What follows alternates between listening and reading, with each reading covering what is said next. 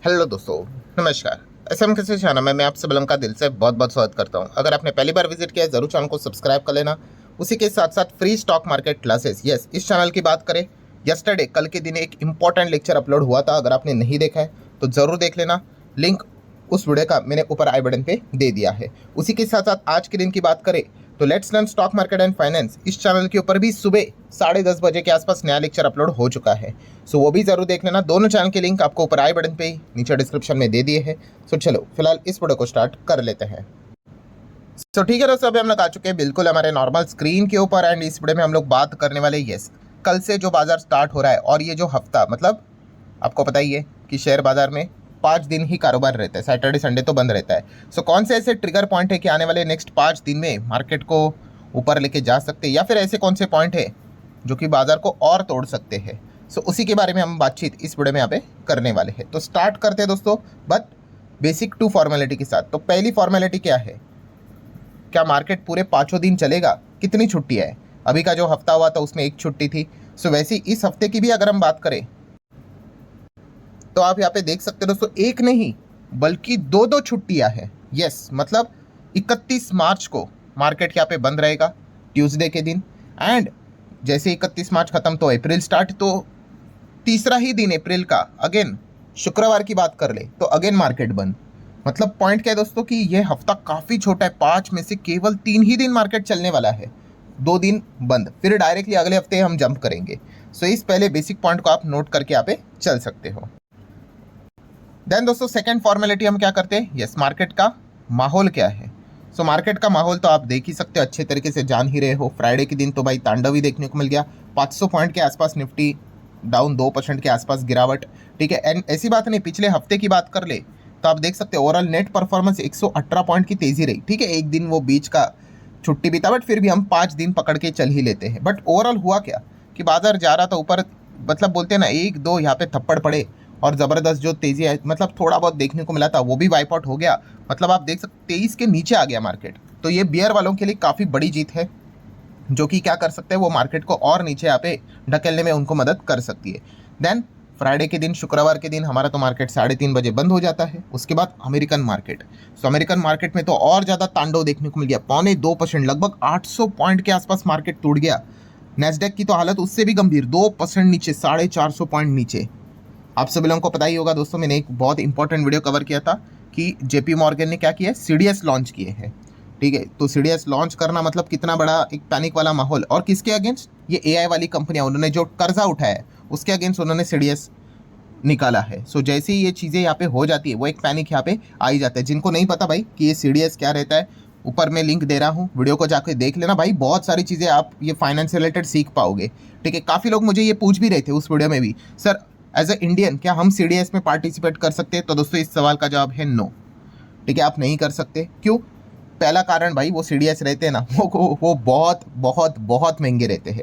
मतलब आप अगर चेक करने जाओगे ना, एक सीडीएस का अमाउंट कितना है, ठीक है, कितने करोड़ का है, तो वहीं से आपको एक अंदाज़ा यहाँ पे आ जाएगा। चलो फिर भी कोई सर्च कर ले और नीचे कमेंट सेक्शन में बता दे कि जेपी मॉर्गन ने जो सीडीएस निकाला है, लॉट्स रहते हैं, वो मिनिमम कितने का है। एंड सेकेंड पॉइंट वही है कि अगर आपको इधर से विदेश में पैसा भेजना है तो एक लिमिट रहता है, $2.5 लाख के आसपास, उससे कई गुना वो महंगा है। एंड ऊपर से रूल भी रहते हैं कि आप यहाँ से पैसा वहाँ भेज सकते हो, बट वो सट्टा करने के लिए नहीं। ठीक है, अगर आपके पास इंस्ट्रूमेंट रहेगा, डेप्ट रहेगा, उसके खिलाफ आप सीडीएस ले सकते हो, वो चल जाते हैं, वो बड़े इंस्टीट्यूशंस के लिए होते हैं। पर हमारे लिए जानने वाली बात कौन सी होती है कि कि सीडीएस इशू हुए हैं बड़े बड़े मेटा, गूगल, एआई, माइक्रोसॉफ्ट वाली कंपनी के डेप्ट के खिलाफ। तो हम कह सकते हैं कि एआई से रिलेटेड काफ़ी लोग यहाँ पे चिंता में तो जरूर नजर आ रहे हैं। इसीलिए आप देख सकते हैं नैस्डैक लगातार टूटते जा रहा है, टूटते जा रहा है। सो अगेन कह रहा हूँ, मैंने जो लिंक ऊपर आई बटन पे दिया है उसको जरूर देख लेना, ये बहुत सारी चीज़ें आपको सीखने को मिलेगी। Then what about our gift Nifty, Friday के दिन आप देख सकते हो 22,770 के आसपास देखने को मिल गया। ठीक है, तो ये सारी चीज़ें हम लोग को कल देखने को यहाँ पे मिलने वाली है। देन इसी हफ्ते की बात करें, 31 मार्च है भाई, ईयर एंड, बहुत सारे एडजस्टमेंट होते हैं, बदलाव होते हैं, तो ये दिमाग में आप लोगों ने जरूर यहाँ पे रखना है। देन उसी के साथ साथ, मतलब अगर मैं यहाँ पे बात कर लूँ तो काफ़ी लोग अगेन कमेंट सेक्शन में लिख देते कि सर 31 मार्च है, ईयर एंड है, टैक्स हार्वेस्टिंग के ऊपर वीडियो बना दीजिए कि कैसे बचाना है। तो ऑलरेडी आपको पता है हमारा एक और चैनल है, अभी जैसे मैंने आपको बताया let's learn stock market and finance, इसके ऊपर मैं ऑलरेडी वीडियो बना चुका हूँ। सेम चीज़ कितनी बार बनाऊंगा आप देख सकते हो, 24 मिनट का वीडियो है। इंटरेस्टेड हो तो देख लेना। ये देखो कि अगर आपको लीगली जीरो टैक्स अगर करवाना है, या फिर टैक्स लॉस हार्वेस्टिंग क्या होता है, बहुत सारे लोग कुछ गलत फहमी में भी जीते हैं। ये सारी चीज़ें मैं कवर कर चुका हूँ ऑलरेडी। आपके पास बस टाइम होना चाहिए, आपका विल पावर होना चाहिए, इच्छा होना चाहिए, सारी चीज़ें आपको मिल जाएगी फ्री ऑफ कॉस्ट इंटरनेट के ऊपर, और इसी चैनल के ऊपर मिल जाएगी। तो इसका लिंक भी मैंने ऊपर आई बटन पे यहाँ पे जोड़ दिया, आप चाहो तो देख सकते हो। देन 1 अप्रैल नए नए नियम स्टार्ट हो जाएंगे एलपीजी को लेकर, जो चीज़ें चल रही 1 अप्रैल से, नए नए टैक्स के नियम है 1 अप्रैल से, तो ये नई नई चीज़ें स्टार्ट यहाँ पे हो जाती है। देन ऑटो सेल्स के आंकड़े कोई भी मंथ खत्म होता है तो वो सामने आ जाते हैं, तो इसके ऊपर यहाँ पे ध्यान रखना है, तो इसको नोट कर लेना। देन दोस्तों मार्च मंथ खत्म हो रहा है, मतलब यस Q4 के आंकड़े सामने आने वाले, और पूरा साल का डेटा भी सामने आएगा। ठीक है, ये जो मार्च रहता है ना, ये बहुत इंपॉर्टेंट मंथ रहता है दोस्तों। पूरा साल ना फाइनेंशियल ईयर के डेटा निकल कर आएंगे, पूरे साल का इन्फ्लेशन आएगा, मतलब अभी नहीं आएगा, वो बाद में आ जाएगा अभी, बट पूरे साल का इन्फ्लेशन एवरेज कितना रहा, पूरे साल का जीडीपी एवरेज परफॉर्मेंस कितना रहा, Q4 के नंबर्स, पूरे साल की कंपनी के ओवरऑल पीएनएल कैसा रहा, बैलेंस शीट बनेगी, आपको पता ही ऑडिट के लिए चीज़ें आएगी, वो तो टाइम लगेगा, 2-3 क्वार्टर और लग जाते, बट कहने का पॉइंट यहाँ पे क्या है कि Q4 के रिजल्ट्स आएंगे तो बहुत सारी कंपनी अपने अपडेट्स देना स्टार्ट करेगी। ठीक है, तो ये सारी चीज़ें अभी हम लोग को एक साथ आते हुए देखने को मिलने वाली है। नेक्स्ट अगर बात करें दोस्तों, तो आरबीआई के एमपीसी की मीटिंग इस हफ्ते नहीं है, अगले हफ्ते रहेगी, बट उसका प्रिपरेशन स्टार्ट हो जाएगा, तो बातें स्टार्ट हो जाएगी कि रेट कट होगा नहीं होगा, रेट हाइक होगा, स्टैंड्स बदलेंगे नहीं बदलेंगे। रेट कट की क्या ही बात करें, सिचुएशन तो आपको पता ही है कि कितनी खराब है। ठीक है, तो क्या आरबीआई अपना स्टैंड बदलेगा क्या, ये देखना इस वक्त का बहुत इंपॉर्टेंट पॉइंट रहेगा। इतना जल्दी तो नहीं करेगा, बट फिर भी। नेक्स्ट बात करेंगे तो भाई मिडल ईस्ट। ठीक है, इसको मैंने जानबूझ के थोड़ा पीछे रख लिया, दिमाग खराब हो जाता है बार बार वही चीज़ें सुन सुन कर, बट क्या करें, ऑप्शन तो होता नहीं है कि भाई मज़ा नहीं आ रहा है तो कुछ दूसरा देख लेते हैं। ये सारी चीज़ों का इम्पैक्ट डायरेक्टली इनडायरेक्टली आपके हमारे सबके पोर्टफोलियो पे हो रहा है, तो देखना तो पड़ेगा ही। तो मिडिल ईस्ट सिचुएशन कोई खास नहीं, अभी भी डिस्टर्बेंस चालू है, एक दूसरे के ऊपर अटैक कर ही रहे हैं। अभी की भी बात कर ले, आप देख सकते हैं कि हेवी बम्बार्डिंग हम लोग को तेहरान के ऊपर होते हुए देखने को मिले, कॉन्फ्लिक्ट बढ़ते ही जा रहा है। ठीक है, एंड हम सभी लोगों को यहाँ पे पता ही है कि ट्रंप ने बस यहाँ पे क्या किया था, पिछले हफ्ते की बात करें तो उन्होंने बताया था कि वो क्या करेंगे, एनर्जी फैसिलिटीज़ को टारगेट करेंगे, अगर उनकी कंडीशंस नहीं मानी तो स्ट्रेट ऑफ हॉर्मुज नहीं ओपन किया तो जो डेडलाइन थी वो उन्होंने 6 अप्रैल तक आगे 10 दिन के लिए आगे यहाँ पे बढ़ा दी है। सो अब 10 दिन की बात कर रहे हैं, मतलब मंडे आएगा 6 अप्रैल और 8 PM की वो बात करें ईस्टर्न टाइम के हिसाब से, मतलब हमारे इधर तो सुबह यहाँ पे हो ही जाएगी। सो तब पता चलेगा इसके बाद का एग्जैक्टली वो कदम क्या उठाने वाले। तब तक तो स्पेकुलेशन ही चलेंगे कि बड़ा अटैक करेंगे या फिर पीछे हटेंगे, नोबडी नोस। ठीक है, या फिर ग्राउंड लेवल से वो इन्वेजन यहाँ पे करेंगे। अगर वैसा हो गया तो फिर बहुत ही हालत ख़राब हो जाएगी। अगर उन्होंने अपनी सेना ज़मीनी रूट से अगर उतार दी ना अमेरिका ने, बहुत बहुत बहुत हालत ख़राब हो जाएगी। सो यही प्रे करेंगे कि वो सिचुएशन यहाँ पे ना आए, वरना तो सिचुएशन बहुत गंभीर हो सकती है। सो मतलब कुल मिला के पॉइंट क्या है दोस्तों, अनसर्टेनिटी की बारिश यहाँ पे हो रही है, क्वेश्चन मार्क के ऊपर क्वेश्चन मार्क। कमेंट में लोग पूछते हैं सर आपको क्या लगता है आगे, यार किसी को नहीं पता है भाई, किसी को भी नहीं पता है। ठीक है, सिर्फ एक ही इंसान को पता होगा, वो है ट्रम्प। ठीक है, उनके मन में क्या चल रहा है, दिमाग में क्या चल रहा है, उन्हीं को पता होगा। सो बस देखना है कि यहाँ पे एग्जैक्टली क्या होता है। देन नेक्स्ट अगर बात करें दोस्तों, तो यस रशिया की ओर से एक खबर आती हुई देखने को मिल गई, कल के दिन की बात है कि Russia to ban gasoline export from 1 April. क्यों? To prioritise domestic supply. मतलब रशिया ने क्या कर दिया, अब गैसोलीन यहाँ पे वो बैन कर रहे हैं एक्सपोर्ट, मतलब कब तक, 1 अप्रैल से लेके 31 जुलाई, मतलब अप्रैल मई जून जुलाई 4 महीने तक अब वो गैसोलीन एक्सपोर्ट यहाँ पे नहीं करेंगे, कंप्लीट बैन किया। रीज़न क्या है, वही यूक्रेन ने उनके ऑयल इंफ्रास्ट्रक्चर के ऊपर जो अटैक किया था, इस चीज़ के चलते काफ़ी उनको नुकसान हुआ है। सो वो क्या करना चाहते हैं भाई, वो अपने घर के डोमेस्टिक जो रिक्वायरमेंट है उसको पहले पूरा करना चाहेंगे, बाद में एक्सपोर्ट का सोचेंगे। सो डेफिनेटली हम कह सकते हैं काफ़ी बड़ी खबर देखने को मिले, बट क्या इसका इम्पैक्ट हमारे ऊपर पड़ेगा, तो दोस्तों इस सवाल का जवाब है नहीं। क्यों? बात किसकी हो रही है, तो दोस्तों बात यहाँ पे हो रही है गैसोलीन की। गैसोलीन मतलब क्या, अरे पेट्रोल। ठीक है, ये अलग अलग नाम रहते हैं।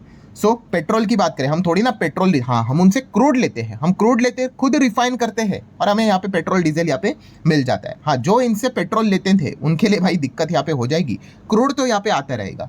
ठीक है, तो कोई दिक्कत की यहाँ पे बात नहीं है। हाँ, बट फिर भी आप इनडायरेक्टली कह सकते हैं कुछ ना कुछ तो इम्पैक्ट यहाँ पे पड़ ही जाते हैं, वो तो रहेगा। नेक्स्ट अगर बात करेंगे, गोल्डमैन सैक्स ने तो हमें डाउनग्रेड कर दिया, आपको बताइए निफ्टी का टारगेट 14% से उन्होंने कट कर दिया। देन विक्स की अगर बात कर ले, आपको बताइए विक्स 25 के ऊपर चला गया। ठीक है, वैसे तो 20 से 30 का रेंज जो रहता है वो थोड़ा रिस्की माना जाता है, बट उसमें भी 20 से 30 में भी खास करके देखा गया तो 25 प्लस जब चला जाता है विक्स, तो काफ़ी मतलब आप कह सकते हैं एक पैनिक वाला माहौल देखने को मिल जाता है। अगेन कोई कहेगा कि सर ये विक्स क्या होता है, तो अगेन इसके ऊपर मैं ऑलरेडी वीडियो बना चुका हूँ। आज के दिन जो आया है इंडिया विक्स यहाँ पे क्या होता है, उसका इम्पैक्ट निफ्टी के ऊपर क्या होता है, आसान भाषा में विथ एग्जांपल आप चाहो तो इस वीडियो को देख सकते हो। लिंक ऊपर आई बटन पे यहाँ पे दे दिया। पूरे डिटेल में ये एक वीडियो देखोगे ना, आपको कोई दूसरा वीडियो देखने की जरूरत भी नहीं है। सारे एग्जाम्पल यहाँ पे मैंने कवर किए, इंक्लूडिंग अभी प्रेजेंट का एग्जाम्पल। ठीक है, तो ज़रूर आप यहाँ पे समझ सकते हो कि विक्स 25 के ऊपर चला गया। ये वीडियो देखने के बाद तो आपको पता चल ही जाएगा। देन अमेरिका का जॉबलेस क्लेम का डेटा तो आता रहता है। देन नॉन फार्म पेरोल से रिलेटेड डेटा आ जाएगा। हमारा पीएमआई मैन्युफैक्चरिंग का डेटा आने वाला है। चाइना का पीएमआई का डेटा आने वाला है। देन यूरोजोन का इन्फ्लेशन सामने आने वाला है। इस वक्त अगर देखा गया दुनिया भर में किधर भी इन्फ्लेशन जीडीपी का डेटा आएगा, रडार पे ही रहेगा। देन स्ट्रेट ऑफ हॉर्मुज तो भाई बाय डिफॉल्ट फोकस में रहेगा ही रहेगा। स्ट्रेट ऑफ हॉर्मुज की बात करें तो क्रूड ऑयल के ऊपर ध्यान रखना ही है भाई। ये तो आगे बढ़ते ही जा रहा है, बढ़ते ही जा रहा है। ये जितना आगे बढ़ेगा हमें पेन होते ही चला जाएगा। एंड अगर आपको ऐसा लग रहा है कि क्रूड अगर नीचे भी चला गया तो इसका अर्थ नहीं कि चलो भाई हम छूट गए करके, नहीं। दूसरा झटका हमें कौन सा लग रहा है कि इवन दो क्रूड अगर एक लेवल पे जाके स्टेबल भी रहा, बट दूसरा पॉइंट कौन सा है, यस, हमारा गिरता हुआ रुपया। भाई अगर रुपया गिरता रहेगा तो इवन दो क्रूड स्टेबल होने के बावजूद हमारी हालत खराब होगी। ठीक है, तो आप यहाँ पे देख सकते हो दोस्तों, रुपये की तो हालत तो ना ही बोले तो ठीक ही रहेगा। 95 देखने को ही मिल रहा है, आप चेक कर सकते हो अभी क्या ही बचा है इसमें। ठीक है, और अभी जिस प्रकार से गिर रहा है अब तो बातें यही शुरू हो जाएगी कि भाई ये सेंचुरी मारेगा क्या। अगर मिडल ईस्ट का कॉन्फ्लिक्ट अगर ऐसे ही चलता रहा तो फिर 96, 7, 8, 9 मतलब क्या ही बोले, वो तो सिचुएशन काफ़ी गंभीर करके यहाँ पे रख सकता है। एंड इस सिचुएशन में फॉरेन इंस्टीट्यूशनल इन्वेस्टर क्या ही करेंगे भाई, वो तो एग्जिट ही करते रहेंगे। ऑलरेडी हम देख सकते हैं कि कितना माल उन्होंने बेचा है। अब बस यही देखने वाली बात है कि इस हफ्ते 3 दिन मार्केट चलेगा तो इसमें वो और कितना माल अपना यहाँ पे ऑफलोड करेंगे। गोल्ड सिल्वर की अगर बात कर ले तो गोल्ड अभी भी $4,500 के नीचे ही है। सिल्वर की बात करें $70 के नीचे ही है। एमसीएक्स के हिसाब से रुपये टर्म में बात कर रहे तो फ्यूचर कॉन्ट्रैक्ट आप देख सकते हैं 2,27,000 का सिल्वर चल रहा है। गोल्ड की बात कर ले 1,47,000 के आसपास गोल्ड चल रहा है। एंड इनका फिलहाल का जो दुश्मन है वो वापस कमबैक कर चुका है दोस्तों, वो है डॉलर। जो बातें यहाँ पे चल रही थी कि डॉलर को रिप्लेस हो गए, क्या हो रहा है, गोल्ड सिल्वर के रिजर्व्स यहाँ पे बढ़ रहे हैं तो ये रिप्लेस हो रहा है। तो देख लीजिए जो डॉलर इंडेक्स था 97 उसके भी नीचे आई गेस चला गया था, हो गया 100 पार। मतलब क्या है, वापसी होते हुए देखने को मिल रहा है। डॉलर के रिजर्व्स यहाँ पे बढ़ा रहे हैं सेंट्रल बैंक वाले, आप ऐसे भी अंदाजा लगा सकते हो। एंड गोल्ड सिल्वर से रिलेटेड चीज़ें हम लोग को कम ही होते हुए देखने को मिल रही है। इनफैक्ट जो ये खबर मैंने फ्राइडे के दिन भी कवर की थी, लेट नाइट कवर की थी, कि रशिया ने भी क्या कर दिया, पहली बार रिपोर्ट के जरिए खबर है, अपने गोल्ड रिजर्व्स को फर्स्ट टाइम इन 25 ईयर क्या किया है, यहाँ पे सेल किया है। पूरा नहीं बट बहुत ज़बरदस्त लेवल पे सेल किया है to fund Ukraine war deficit. So बहुत सारी चीज़ें बदलते हुए देखने को आप मिल रही है। इसका परिणाम कमोडिटी मार्केट के ऊपर भी जोरदार पड़ते हुए देखने को मिलने वाला है। देन अगर क्रिप्टो वालों की बात करें, क्या ये सुखी है, तो ये भी सुखी नहीं है। यहाँ पे भी गिरावट नजर आ रही है, इनकी भी हालत खराब है। बिटकॉइन तो $1,00,000 के ऊपर चलता था। इथेरियम भी देख सकते $2,000 के आसपास ही चल रहा है कितने समय तक। सो हर कोई देखा गया तो इस वॉर के चलते जो सिचुएशंस क्रिएट हुई है वो परेशानी होते हुए देखने को मिल चुके हैं। सो ठीक है दोस्तों, अब तो ये देखने वाली बात है कि कल वापस मार्केट स्टार्ट होगा। ठीक है, उसके बाद छुट्टी रहेगी, फिर वापस 2 दिन चलेगा, फिर वापस छुट्टी में ही चला जाएगा। 3 दिन की छुट्टी रहेगी, फिर मंडे के दिन खुलेगा। तो अब देखने वाली बात है इन 3 दिनों में बाजार यहाँ पे कैसे चलेगा। देखा गया तो अगेन बियर वालों के पास ही ठीक है ज़्यादा खबरें अवेलेबल है, जिस चीज़ के चलते वो मार्केट में और दबाव यहाँ पे क्रिएट कर सकते हैं। ऑलरेडी 23,000 के नीचे है। ठीक है, गिफ्ट निफ्टी भी थोड़ा डाउन ही देखने को मिला था। अमेरिकन मार्केट भी ज़बरदस्त पीटा था, नेस्डैक भी ज़बरदस्त, मतलब डाउ पीटा था, नेस्डैक पीटा था। रुपये 94, 95 चला गया था, तो एफआईएस की बिकवाली के चांसेस और ज़्यादा बढ़ जाते हैं। ठीक है, क्रूड भी इतना टॉप लेवल है, 110 के ऊपर कंफर्टेबली चल रहा है।